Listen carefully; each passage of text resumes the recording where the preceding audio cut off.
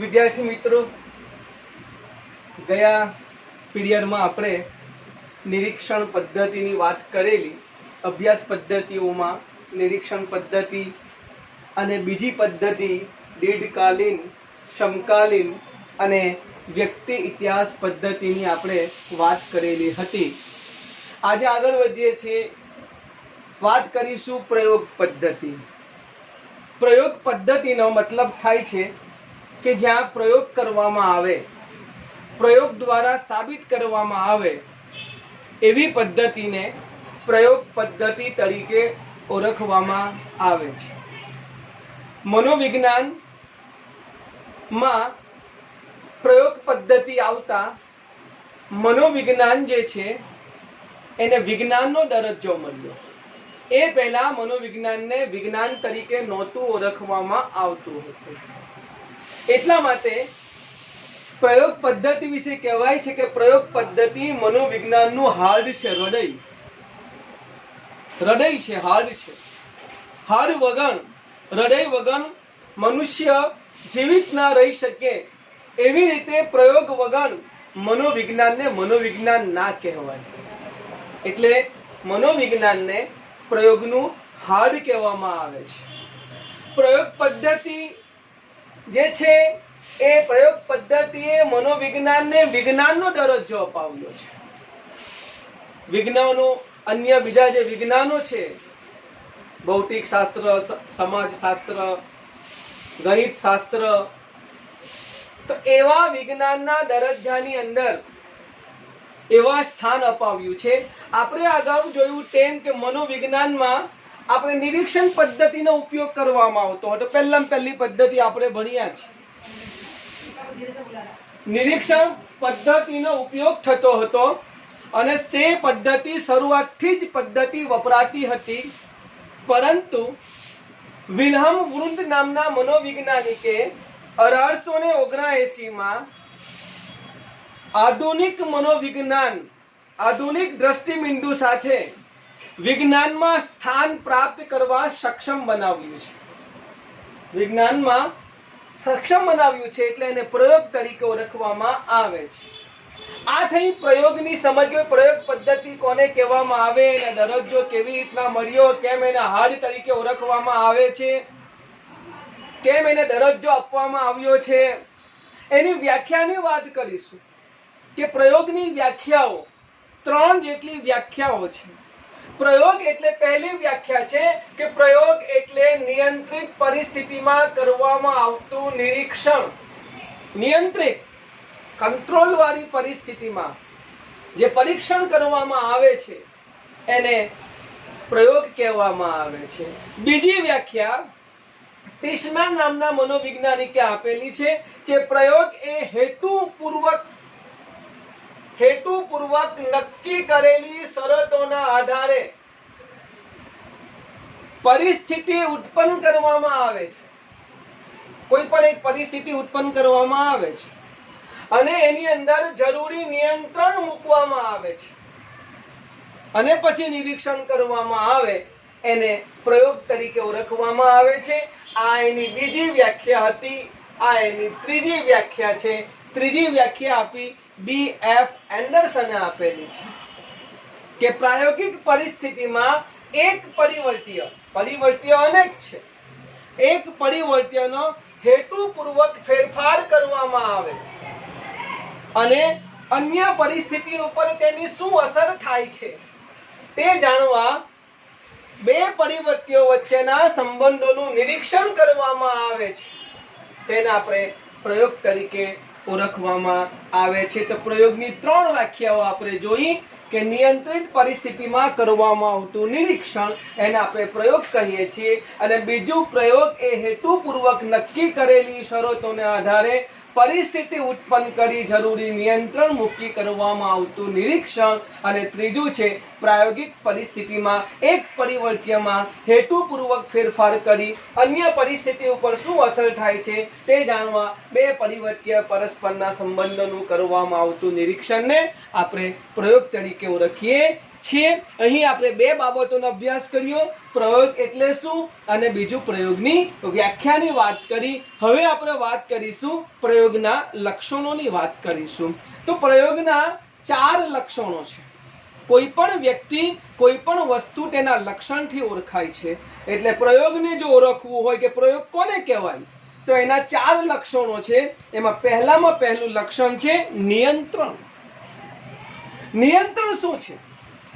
શબ્દની સાથે એનો મતલબ છે કે પ્રયોગશાળામાં કરવામાં આવતા કોઈ પણ પ્રયોગમાં જો નિયંત્રણ ન હોય તો એક પરિવર્ત્યની બીજા પરિવર્ત્ય ઉપર શું અસર થાય છે તે જાણી શકાતું નથી. એટલે નિયંત્રણ હોવું જરૂરી છે. દાખલા તરીકે શિયાળાની અંદર ઠંડી અને ગરમીની અસર, જ્યાં સુધી ઠંડીની અસર ને ગરમીની અસર નહીં જાણી શકીએ ત્યાં સુધી આપણે કોઈ નિયંત્રણ કરી શકતા નથી. ચોક્કસપણે જાણી શકાતું નથી. આથી પ્રયોગ કરતા પ્રયોગ દરમિયાન જે પરિવર્ત્યનો અભ્યાસ કરવાનો હોય તે સિવાયના અન્ય પરિવર્ત્યો ઉપર નિયંત્રણ રાખે છે. દાખલા તરીકે ક્લાસરૂમની અંદર અવાજનું નિયંત્રણ. અવાજ કરીને અવાજ આજુબાજુ ફેલાવીને સાહેબ ભણાવે તો કેટલી સમજ પડે, અને અવાજ ઓછો કરીને અવાજ બંધ કરીને સાહેબ ભણાવે તો કેટલું સમજ પડે. એટલે અવાજ જે છે એના ઉપર નિયંત્રણ હોવું જરૂરી છે. જો અવાજનું નિયંત્રણ હશે તો પ્રયોગ વ્યવસ્થિત રીતે કરી શકાશે. દાખલા તરીકે ઊંઘની ગોળીની વ્યક્તિની કાર્યક્ષમતા ઉપર થતી અસર તપાસવાનો જો પ્રયોગ કરવામાં આવે કે ઊંઘની ગોળીની વ્યક્તિની કાર્યક્ષમતા ઉપર અસર, કે વ્યક્તિ ઊંઘની ગોળી લે છે તો એની કાર્યક્ષમતા કે એનું કામ કરવાની શક્તિ કેટલી વધારે, અને ઊંઘની ગોળીની લેવાવાળી આદતવાળી વ્યક્તિઓને પ્રયોગ પાત્ર તરીકે લેવા જોઈએ નહીં.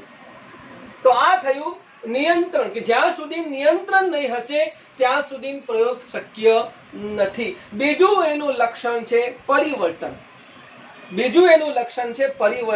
બદલાવ. પ્રયોગ દરમિયાન બદલાવ લાવવામાં આવે. કે ઊંઘની ગોળી આપી છે તો ઊંઘની ગોળીની માત્રામાં અથવા તો ગરમી અથવા અવાજમાં બદલાવ લાવીને પરિવર્તન કરી શકાય. પરિવર્તન એ પ્રયોગનું ખૂબ મહત્વનું લક્ષણ છે. જો પ્રયોગમાં પરિવર્તન કરવામાં ન આવે તો પરિસ્થિતિ તેની તે જ રહે છે. પ્રયોગ દરમિયાન પ્રયોગ ચાલુ છે, એમાં કોઈ પ્રકારનું પરિવર્તન કરવામાં આવતું નથી. જો પરિવર્તન કરવામાં ન આવે તો જે પરિસ્થિતિ હતી તેવી પરિસ્થિતિ છે. એટલે તેનો અભ્યાસ શક્ય બનતો નથી. આથી પરિવર્તન એ કુદરતી નિરીક્ષણની સરખામણીમાં પ્રયોગ પદ્ધતિને વધારે વૈજ્ઞાનિક લક્ષણ ગણાવી શકાય છે. ઉપરાંત પ્રયોગ કરતા સ્વતંત્ર પરિવર્ત્યમાં એકથી વધારે વખત પરિવર્તન લાવે છે. દાખલા તરીકે ઘોંઘાટ અને ઉષ્ણતામાન ની શિક્ષણ પર થતી અસર તપાસવી હોય કે ભાઈ ઘોંઘાટની શિક્ષણ પર શું અસર થાય અથવા ગરમીની શિક્ષણ પર શું અસર થાય છે, એની અસર તપાસવાનો પ્રયોગ કરવામાં આવે તો થોડા ઘોંઘાટવાળી અને અતિ ઘોંઘાટવાળી પરિસ્થિતિ એમ પરિવર્તન લાવવામાં આવે. એક તો બિલકુલ શાંત વાતાવરણમાં વિદ્યાર્થીને ભણાવવામાં આવે, પછી થોડોક ઘોંઘાટ કરીને વિદ્યાર્થીને ભણાવવામાં આવે, પછી વધારે ઘોંઘાટ કરીને વિદ્યાર્થીને ભણાવવામાં આવે. તો બાળક ક્યારે વધારે શીખશે? કે ભાઈ બિલકુલ ઘોંઘાટ વગરની પરિસ્થિતિમાં બાળક વધારે શીખ્યું, કે પછી ઓછા ઘોંઘાટવાળી પરિસ્થિતિમાં બાળક શીખ્યું, કે વધારે ઘોંઘાટવાળી પરિસ્થિતિમાં બાળક શીખ્યું? આમ પરિસ્થિતિ બદલીને પરિવર્તન કરીને પરિસ્થિતિમાં પરિવર્તન લાવીને વ્યક્તિની શિક્ષણની કાર્યક્ષમતા પર થતા ફેરફારના અભ્યાસ કરી શકાય છે. તો બીજો નંબરની આપણે વાત કરી પરિવર્તનની વાત કરી. ત્રીજો નંબર જે છે પ્રયોગનું ત્રીજું લક્ષણ છે પુનરાવર્તન. કે પ્રયોગને કુદરતી નિરીક્ષણ કરતા વધારે વિશ્વસનીય દરજ્જો જો પ્રાપ્ત થયો હોય તો તેમાં પુનરાવર્તનના લક્ષણોને કારણે જ પ્રાપ્ત થાય છે. પ્રયોગ ત્યારે જ કહેવાય કે જ્યારે એનું વારંવાર પુનરાવર્તન થઈ શકે. કોઈ પણ પ્રકારના નૈસર્ગિક એટલે કુદરતી પ્રયોગમાં પુનરાવર્તન શક્ય ન હોવાથી તેના પરિણામોની ચકાસણીનો અવકાશ હોતો નથી. કુદરતી પર દાખલા ભૂકંપનું પુનરાવર્તન ન થાય, રેલનું પુનરાવર્તન ન થાય, ભૂકંપ આવે તેનું પુનરાવર્તન કરાવી શકાય, વાવાઝોડાનું પુનરાવર્તન કરી શકાય. એટલે જે શું છે, નૈસર્ગિક પ્રયોગની અંદર પુનરાવર્તન શક્ય નથી, પોસિબલ નથી. એટલે કુદરતી નિરીક્ષણ કરતા પ્રયોગશાળાનો પ્રયોગ વધુ વિશ્વસનીય ગણાય છે. સમય અને પરિસ્થિતિમાં બદલાવ આવતા જોવા મળતા પરિવર્તનોનો અભ્યાસ પુનરાવર્તનના કારણે શક્ય બને છે. દાખલા તરીકે અગાઉના પ્રયોગોના પરિણામો પુરુષો કરતા સ્ત્રીઓમાં સૂચનવત્તા વધુ હોય છે. પ્રયોગ ચેક કરીએ કે પુરુષો કરતા સ્ત્રીઓમાં સૂચનવત્તા એટલે કે સૂચનાઓ વધારે આપે, પુરુષો કરતા સ્ત્રીઓ બહુ સૂચના આપતી હોય છે એમ દર્શાવતા હતા. હવે જ્યારે સ્ત્રી અબરામતી સબરા બની છે, પહેલાના પ્રયોગ એવું કે ભાઈ સ્ત્રીઓ પહેલા અબરા તરીકે ઓળખાતી હતી, અત્યારે સબરા બની છે. શિક્ષણ પ્રાપ્ત કરી શિક્ષિત બની ત્યારે ઉપર દર્શાવેલ પરિવારનો બદલાવ આવ્યો છે, નહીં કે પુનરાવર્તનને કારણે ચકાસી શકાય છે. અને ચોથું લક્ષણ છે વસ્તુલક્ષિતા. પ્રયોગ દરમિયાન પ્રયોગ કરતા નિરીક્ષણ કોઈ પણ અંગત માન્યતા, મનોવલણ કે પૂર્વગ્રહ વગરનું નિરીક્ષણ એટલે વસ્તુલક્ષિતા. જે પરિસ્થિતિ છે તે પરિસ્થિતિનું શું કહેવાય, નિરીક્ષણ. જે પરિસ્થિતિ છે તે પરિસ્થિતિનું નિરીક્ષણને વસ્તુલક્ષિતા તરીકે ઓળખવામાં આવે છે. કે પ્રયોગ દરમિયાન જે પ્રયોગ કરતા છે, પ્રયોગ કરનાર છે, એની કોઈ પણ માન્યતા હોય, અથવા એનું કોઈ પણ મનોવલણ હોય, અથવા એનું કોઈ પણ પૂર્વગ્રહ હોય, કોઈ બધું કશું સાઇટ પર આવીને નિરીક્ષણ કરવામાં આવે એને વસ્તુલક્ષિતા તરીકે ઓળખવામાં આવે છે. કોઈ પણ પ્રયોગના પરિણામોને વિશ્વસનીય બનાવવા માટે પ્રયોગ કરતા કે નિરીક્ષક વસ્તુલક્ષિતા હોવી અનિવાર્ય છે. જ્યારે પ્રયોગમાં પ્રયોગ કરતા કે નિરીક્ષકની જે માન્યતા છે, ઘણી બધી વાર માન્યતાઓ સાથ આપતી હોય છે. માન્યતા દાખલા તરીકે હું તમને એક દાખલો આપું કે ક્લાસમાં વર્ગરૂમમાં કોઈ નબળો વિદ્યાર્થી છે, સાહેબને ખબર છે, શિક્ષકને ખબર છે કે આ વિદ્યાર્થી નબળો છે. જ્યારે એનું પેપર તપાસવા બેસે છે ત્યારે એને તરત જ સાહેબની માન્યતા એવી કે સાહેબનું મનોવલણ એવું કે સાહેબનો પૂર્વગ્રહ એવો કે એને કંઈ આવડતું નથી, એટલે સાહેબ એનું બરાબર વાંચીને એને ફટાફટ ચોકડા મારીને એને 0 માર્ક્સ આપી દેતા હોય છે. કેમ કે સાહેબને પહેલેથી એના પ્રત્યે મનોવલણ છે, સાહેબને પહેલેથી એના પ્રત્યે માન્યતા છે, અથવા સાહેબને પહેલેથી એને પૂર્વગ્રહ છે, સાહેબને પહેલેથી જ ખબર છે કે આ વિદ્યાર્થી ડોબો છે એટલે એનું તપાસે નહીં, અથવા તપાસે તો ચોકડી મારીને આગળ ગુણ મૂકી દે. તો એવું ના હોવું જોઈએ. એવી માન્યતા, એવા મનોવલણો, એવા પૂર્વગ્રહો હોવા જોઈએ નહીં. કેટલીક વસ્તુલક્ષિતા, વ્યક્તિલક્ષિતા વાળા પરિણામોમાં કોઈને કોઈ રીતે નિરીક્ષણ અંગત બાબતો પરિણામોને શું કરે છે, દૂષિત કરે છે. દાખલા તરીકે ઊંઘની ગોળીઓની પ્રયોગપાત્ર પર અસર તપાસવાના પ્રયોગમાં પ્રયોગપાત્ર સંજોગવશ બગાસું ખાય ત્યારે નિરીક્ષક તેને ઊંઘની જ અસર માની લે તો તે વાસ્તવિક કહી શકાય. ઘણી બધી વખત એની અસર કેટલી, ઊંઘની ગોળીઓથી એને કેટલી અસર થાય, અને વચ્ચે બગાસું ખાધું તો એને ઊંઘ આવે છે એવું માની શકાય નહીં. આપણે બી બગાસા દિવસમાં ખાતા હોઈએ છીએ, ક્લાસરૂમમાં ભણતા બેઠા આપણને પણ બગાસા આવે છે, એનો મતલબ ઊંઘ જ આવે છે એવું કહી શકાય નહીં. તો આ પ્રયોગના 4 લક્ષણો થયા. પરીક્ષાની અંદર 2 ગુણનો સવાલ પણ પૂછાય છે કે પ્રયોગના લક્ષણો કેટલા છે, કયા છે. તો પ્રયોગના 4 લક્ષણો છે. એક છે નિયંત્રણ, બીજું છે પરિવર્તન, ત્રીજું છે પુનરાવર્તન, અને ચોથું છે વસ્તુલક્ષિતા. જો કદાચ ડિટેલ્સમાં પૂછાય તો ડિટેલ્સમાં લખવાનું, મુદ્દા પૂછાય તો મુદ્દા લખવાનું. પ્રયોગના 4 લક્ષણો. કેવા સવાલ પૂછાય છે, 2 ગુણનો, 3 ગુણનો, 4 ગુણનો, એના ઉપર તમારે નક્કી કરવાનું. જો 2 ગુણનો સવાલ પૂછાય કે પ્રયોગના લક્ષણો કેટલા છે, કયા, તો એને પછી લક્ષણોને સમજાવવાની જરૂર નથી. પ્રયોગના 4 લક્ષણો છે: નિયંત્રણ, પરિવર્તન, પુનરાવર્તન અને વસ્તુલક્ષિતા. આ 4 બાબતો હોવી ખૂબ જરૂરી છે. હવે આગળ વધીએ છીએ. પરિવર્ત્ય નવો મુદ્દો છે. પરિવર્ત્યની આપણે વાત કરશું. પરિવર્ત્ય કોને કરશું? કે પરિવર્ત્ય એટલે એવી પરિસ્થિતિ કે એવું પરિબળ કે જેમાં ઘટના, જેમાં પરિવર્તન થઈ શકે. શબ્દની સાથે એનો મતલબ છે કે એની અંદર શું થઈ શકે, પરિવર્તન થઈ શકે, એમાં બદલાવ લાવી શકાય. પ્રયોગમાં આપણે કીધું ને કે પરિવર્તન, આપણે જોયું પ્રયોગનું બીજું લક્ષણ જોયું કે કોઈ પણ આપણે પરિવર્તન કરી શકીએ, ઊંઘની ગોળીઓમાં પરિવર્તન કરી શકીએ, ઘોંઘાટમાં પરિવર્તન કરી શકીએ. તો પરિવર્ત્ય એટલે પરિવર્તન. પરિવર્તન થઈ શકે. પ્રત્યેક પ્રયોગ શરૂ કરતા પહેલા પ્રયોગ કરતા જે તે પ્રયોગનું સમગ્ર પ્રયોગ કર્યા દરમિયાન કેવી રીતે કરવાનું છે એનું આયોજન તૈયાર કરે. સમજો કે મારે કોઈ પ્રયોગ કરવો છે, મને પ્રયોગમાં કયા કયા સાધનો જોઈશે, કોણ કોણ જોઈશે, પહેલેથી મારે એનું આયોજન. પછી પ્રયોગ શરૂ થઈ ગયા પછી હું બધું આ સાધનો શોધવા માટે નીકળું અથવા વ્યક્તિઓને શોધવા માટે નીકળું તો પોસિબલ નથી. એટલે પરિવર્ત્ય ખૂબ જ મહત્વના હોય છે. પરિવર્ત્યનું પ્રયોગમાં ખૂબ મહત્વ છે, કારણ કે સમગ્ર પ્રયોગમાં જો પરિવર્ત્ય યોગ્ય રીતે સંચાલન ન થાય તો પ્રયોગનું પરિણામ દૂષિત આવી શકે છે. પાછા 3 પ્રકારના પરિવર્ત્ય છે: સ્વતંત્ર પરિવર્ત્ય, આધારિત પરિવર્ત્ય અને નિયંત્રિત પરિવર્ત્ય. 3 પરિવર્ત્યની આપણે વાત કરવાની છે.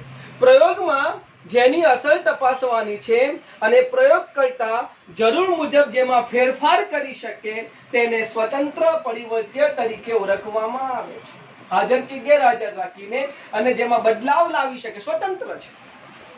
પ્રયોગ કરતા જેને સ્વતંત્ર તરીકે ઓળખે છે, એમાં એને જેટલો બદલાવ લાવવો હોય, દાખલા તરીકે શું કહેવાય, ઘોંઘાટ એ સ્વતંત્ર પરિવર્ત્ય છે. એને કેટલો ઘોંઘાટ રાખવો છે, ઘોંઘાટ રાખવો છે, નથી રાખવો, ઓછો રાખવો છે, સ્વતંત્ર છે. એટલે એને સ્વતંત્ર પરિવર્ત્ય રાખવામાં આવે છે. એને પરિવર્ત્યને હાજર પણ રાખી શકે, ગેરહાજર પણ રાખી શકે. એટલે એને સ્વતંત્ર પરિવર્ત્ય તરીકે ઓળખવામાં આવે છે. પ્રયોગ દરમિયાન સ્વતંત્ર પરિવર્ત્યમાં ફેરફાર કરવાથી પરિસ્થિતિમાં પણ પરિવર્તન આવશે. જેમ જેમ ફેરફાર થાય પરિસ્થિતિ બદલાય. દાખલા તરીકે શિક્ષક શાંત વાતાવરણમાં ભણાવે છે, પરિસ્થિતિ બદલાય. દાખલા તરીકે શિક્ષકે થોડુંક વધારે ઘોંઘાટ રાખીને ભણાવ્યું, પરિસ્થિતિ બદલાય. વધારે ઘોંઘાટ રાખીને ભણાવ્યું તો વધારે પરિસ્થિતિ બદલાય. એટલે સ્વતંત્ર પરિવર્ત્યની અંદર પરિસ્થિતિ બદલાય છે. આ પરિવર્તન માટે જવાબદાર એવા કેટલાક સ્વતંત્ર પરિવર્ત્યોની અસર પ્રયોગમાં 2 રીતે ચકાસી શકાય છે. એક તો સ્વતંત્ર પરિવર્તનને હાજર કે ગેરહાજર રાખીને, પહેલું સ્વતંત્ર પરિવર્તનને હાજર રાખી શકીને ગેરહાજર. અને બીજું છે કે સ્વતંત્ર પરિવર્તનની માત્રામાં ફેરફાર કરીને એની જે માત્રા છે વધારી શકાય, ઘટાડી શકાય, એવી રીતે પણ પ્રયોગ કરી શકાય છે. અને દાખલા તરીકે અહીંયા ગાડી છે કે આલ્કોહોલની પ્રયોગ પાત્રની સ્મૃતિ પર અસર. આલ્કોહોલ એટલે દારૂની પ્રયોગ પાત્રની સ્મૃતિ પર અસર તપાસવાના પ્રયોગમાં આલ્કોહોલ એ સ્વતંત્ર પરિવર્ત્ય છે. આલ્કોહોલ કેવું પરિવર્ત્ય છે? સ્વતંત્ર. જેટલું વધારે પીવે એટલી સ્મૃતિ એની નાશ પામે છે. સીધી વાત છે. તમે દારૂ પીના ને બેવડા લોકોને તમે જોયા હશે રસ્તા ઉપર ડોલતા. બેવડા લોકોને જોયેલા ને રસ્તા ઉપર કેવી રીતના વધારે પીધું હોય તો એને પોતાનું પણ ભાન નથી રહેતું. સ્મૃતિ પર અસર. આલ્કોહોલ એ સ્વતંત્ર પરિવર્ત્ય છે. પ્રયોગ પાત્રને આલ્કોહોલ આપીને અને આલ્કોહોલ આપ્યા વગર તપાસી શકાય છે. હાજર રાખીને કે ગેરહાજર રાખીને. હાજર એટલે આલ્કોહોલ આપીને એને આલ્કોહોલ આપ્યા પછી એને કેટલી સ્મૃતિ યાદ રહે છે, અને ગેરહાજર એટલે આલ્કોહોલ આપ્યા વગર એને કેટલી સ્મૃતિ યાદ રહે છે. અથવા તો આપીને અથવા નહીં આપીને, અથવા તો આલ્કોહોલના પ્રમાણમાં ફેરફાર કરીને. આલ્કોહોલના પ્રમાણમાં શું કઈ ફેરફાર, કોઈકને વધારે આપ્યું, કોઈકને ઓછું આપ્યું. દાખલા તરીકે 3 જૂથ છે, એક જૂથને 50 ml આટલું આપ્યું આલ્કોહોલ, બીજા જૂથને આટલું આપ્યું, ત્રીજા જૂથને આખી બોટલ આપી દીધી. હવે 3 જૂથને તો ઓછું પીધું એની સ્મૃતિ ચેક કરી, મીડિયમ પીધું એની સ્મૃતિ ચેક કરી, વધારે પીધું એની સ્મૃતિ ચેક કરી. તો 3 ની સ્મૃતિ ઉપર શું થાય છે? અસર પડે છે, જાણી શકાય છે. ત્યાં શું જાણી શકાય છે. તો સ્વતંત્ર પરિવર્ત્યની અંદર કાં તો પરિસ્થિતિને હાજર રાખી શકાય, કાં તો પરિસ્થિતિને ગેરહાજર રાખી શકાય, અથવા પરિસ્થિતિમાં ફેરફાર પણ કરી શકાય છે.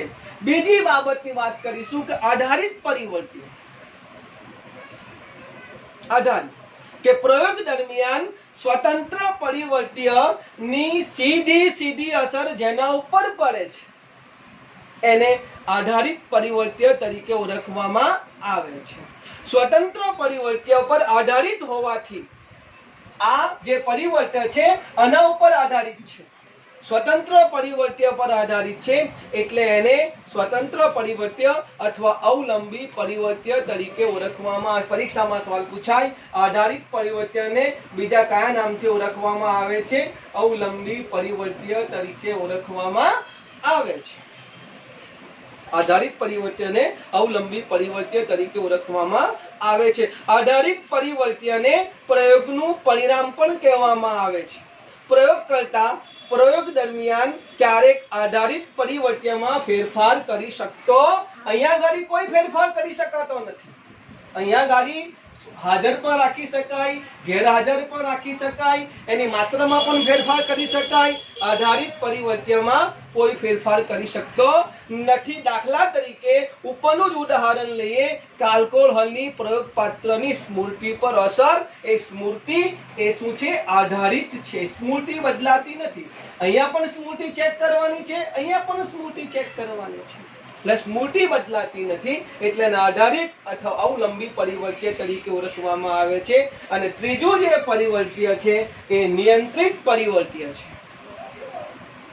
પ્રયોગ દરમિયાન સ્વતંત્ર પરિવર્ત્યની સીધી અસર ચકાસવા માટે સ્વતંત્ર પરિવર્ત્ય સિવાયના જે પરિવર્ત્ય છે તેને આધારિત પરિવર્ત્ય પર જાણે કે અજાણે અસર કરી શકે તેમ એવા પરિવર્ત્યનું પ્રયોગ દરમિયાન પ્રયોગપત્ર દ્વારા નિયંત્રણ કરવામાં આવે છે.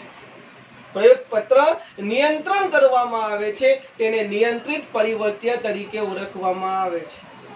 પ્રયોગ દરમિયાન નિયંત્રિત પરિવર્ત્યનું યોગ્ય રીતે નિયંત્રણ જો થયું હોય તો અને માત્ર તો સ્વતંત્ર પરિવર્ત્યની શુદ્ધ અસર જાણી શકાય છે. જો પ્રયોગ દરમિયાન નિયંત્રિત પરિવર્ત્યનું યોગ્ય રીતે નિયંત્રણ ન થયું હોય તો તે પ્રાયોગિક ભૂલ સર્જાઈ શકે છે. અગાઉ આપણે જોયું કે પરિસ્થિતિ વિવિધ દ્રષ્ટિબિંદુથી અનેકવિધ પ્રકારો દર્શાવ્યા છે, પરંતુ તેનો અભ્યાસ જેમ જેમ ઉચ્ચ કક્ષાએ કરતા જઈશું તેમ તેમ અભિગમથી વર્ગીકૃત થયેલા પરિવર્ત્યના પ્રકારોના પરિચય મેળવતા જઈશું. અહીંયા એક દાખલો લઈએ. સ્વતંત્ર પરિવર્ત્ય કોને કહેવાય? આધારિત પરિવર્ત્ય કોને કહેવાય? નિયંત્રિત પરિવર્ત્ય કોને કહેવાય? એક ઉદાહરણ લઈએ છીએ, એક દાખલો છે કે અહીંયા ગાડી આપણે થિયામીનની વ્યક્તિની બુદ્ધિ શક્તિ પર અસર તપાસવા માટે એક પ્રયોગ કરવાનો છે. થિયામીન નામનો શબ્દ છે. થિયામીનની વ્યક્તિની સ્મૃતિ પર થતી અસર તપાસવાની છે, એનો પ્રયોગ કરવાનો છે. ધારો કે આપણે થિયામીનથી વ્યક્તિની બુદ્ધિ શક્તિ ઉપર થતી અસરની વાત છે. કા માટે એક બાળકની બુદ્ધિ શક્તિ ઉપર થિયામીનની અસર થાય છે કે નહીં તે તપાસવું. એક પ્રયોગ કરવો છે આપણે કે એક બાળકની બુદ્ધિ શક્તિ ઉપર થિયામીનની કેટલી અસર થાય છે, એને એક પ્રયોગ તપાસ કરવો છે. તો આ પ્રયોગમાં થિયામીન એ સ્વતંત્ર પરિવર્ત્ય છે. થિયામીન કયું પરિવર્ત્ય છે? સ્વતંત્ર છે, કારણ કે એમાં માત્રામાં બદલાવ લાવી શકાય, થિયામીનને હાજર રાખી શકાય, થિયામીનને ગઈ રહી શકાય. એટલે થિયામીન કયો છે? સ્વતંત્ર પરિવર્ત્ય છે. જ્યારે બાળકની બુદ્ધિ એ આધારિત છે. આપણે શું તપાસવાનું છે? બાળકની બુદ્ધિ તપાસવાની. થિયામીનની અસર, બુદ્ધિ શક્તિ પર થિયામીનની અસર તપાસવાની છે. તો બુદ્ધિ શું છે? આધારિત છે, જેમાં પરિવર્તન થતું નથી, અવલંબી છે. આથી થિયામીન સિવાયની જે પરિવર્ત્ય છે બુદ્ધિ શક્તિ પર અસર કરી શકે તેમ હોય તેવા અન્ય પરિવર્ત્યનું સંપૂર્ણપણે નિયંત્રણ કરવા અનિવાર્ય છે. હવે બાળકને થિયામીન આપ્યા પહેલા તેની બુદ્ધિ શક્તિનું માપન કરવામાં આવે છે. બાળક છે, થિયામીન જો આપ્યું નથી એ પહેલા એની બુદ્ધિ કેટલી છે એનું માપન કરવામાં આવ્યું. પછી બાળકને લગભગ 6 માસ સુધી સતત થિયામીન આપવામાં આવે છે. પહેલી એની બુદ્ધિ શક્તિ માપી લીધી થિયામીન આપતા પહેલા, પછી સતત એને 6 મહિના સુધી થિયામીન આપવામાં આવે છે. એ પછી બાળકની બુદ્ધિ શક્તિનું માપન કરવામાં આવે અને બાળકની બુદ્ધિ શક્તિ પહેલા કરતા વધુ આવે તો સમજવાનું કે થિયામીનની બાળકની બુદ્ધિ શક્તિ ઉપર અસર થઈ છે તેમ કહેવામાં આવે છે. આ અભ્યાસ દીર્ઘકાલીન છે. દીર્ઘકાલીન એટલે લાંબા ગાળા સુધી 6 મહિના સુધી ચાલે છે. એટલે બાળકની બુદ્ધિ શક્તિ ઉપર થિયામીનની અસર થઈ છે કે બાળકની ઉંમર વધવાથી બાળકની શક્તિમાં વધારો થયો છે તે નક્કી કરી શકાતું નથી. અહીંયા ગાડી જોયું કે 6 મહિના સુધીને થિયામીન આપવામાં આવે છે, પણ બાળકમાં 6 મહિના ઉંમર બી વધી છે. સીધી વાત છે કે થિયામીનની અસરથી બાળકની બુદ્ધિમાં વધારો થયો કે બાળકની ઉંમર વધી છે એટલે બાળકની બુદ્ધિ શક્તિમાં વધારો થયો, એ નક્કી કરવું મુશ્કેલ છે. ઉપરોક્ત પ્રયોગની આ મર્યાદા દૂર કરવા માટે પ્રયોગ 2 જૂથ ઉપર કરી શકાય. જોજો હવે 2 જૂથ પર પ્રયોગ કરવામાં આવે છે, જેમાં બંને જૂથના આંતર વિધેયગત પરિવર્ત્ય, બંને જૂથ સરખા છે. બંને જૂથ કેવા છે? સરખા છે. 2 જૂથ બનાવ્યા. હવે આપણે જોયું ને કે નિયંત્રિત પરિવર્તન,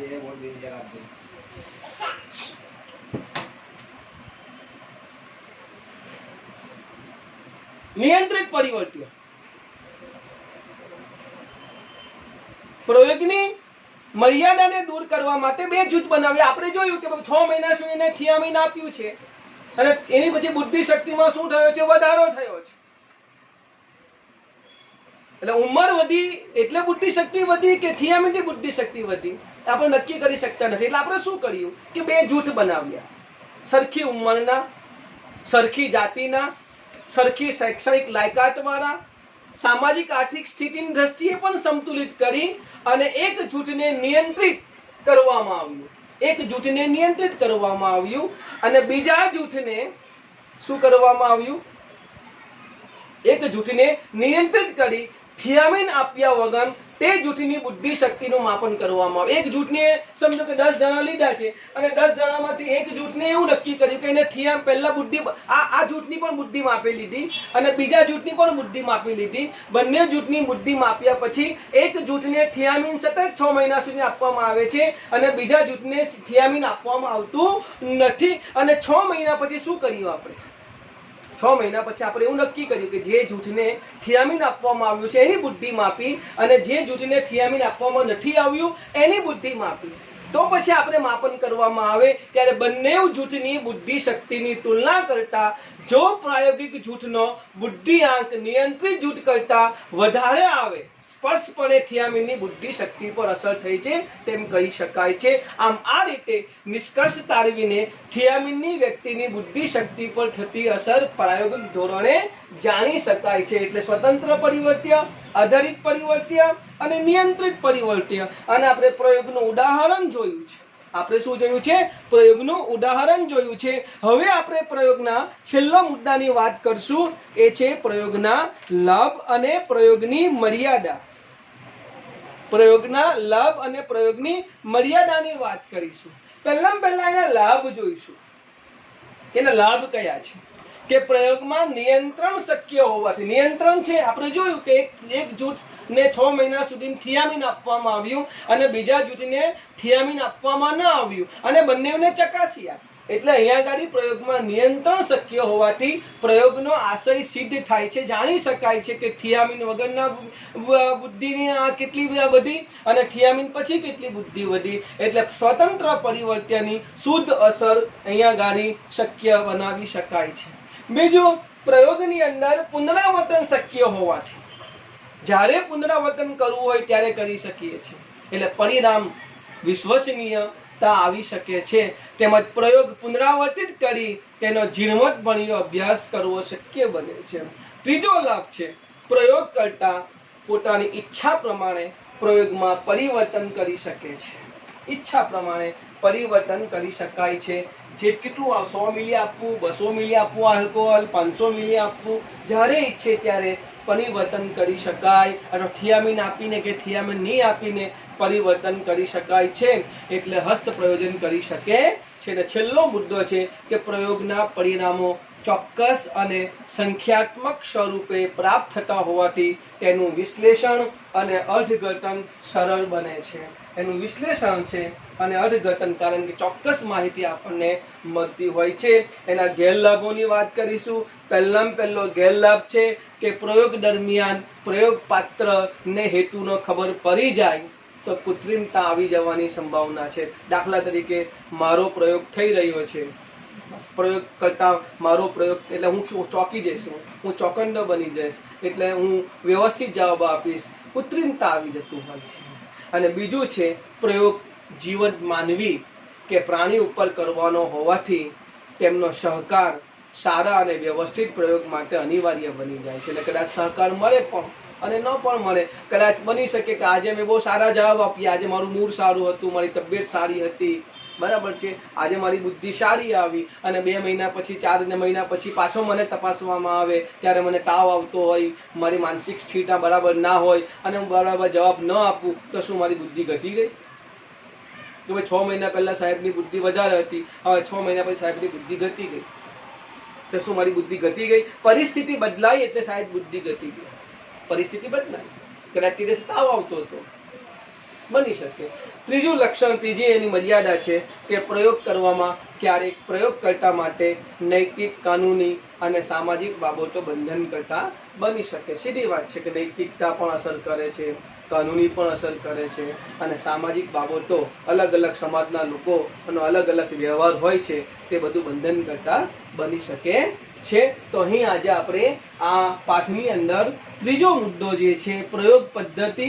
પ્રયોગ પદ્ધતિ કોને કહેવાય, પ્રયોગ પદ્ધતિની વ્યાખ્યાઓ, પ્રયોગના લક્ષણો, પ્રયોગના પરિવર્ત્ય, સ્વતંત્ર પરિવર્ત્ય, આધારિત પરિવર્ત્ય, નિયંત્રિત પરિવર્ત્ય અને પ્રયોગના લાભ અને પ્રયોગના ગેરલાભનો આપણે અભ્યાસ કર્યો છે. પરીક્ષાની અંદર સવાલ પૂછાય કે ભાઈ પ્રયોગ પદ્ધતિ એટલે શું, અથવા પ્રયોગની વ્યાખ્યા આપી, પ્રયોગના લક્ષણો સમજાવો, કઈ રીતે સમજાવવાના, અથવા સ્વતંત્ર પરિવર્ત્ય કોને કહેવાય, આધારિત પરિવર્ત્ય કોને કહેવાય, નિયંત્રિત પરિવર્ત્ય કોને કહેવાય, પ્રયોગના લાભ અને પ્રયોગના ગેરલાભ એવું પણ પૂછી શકાય છે.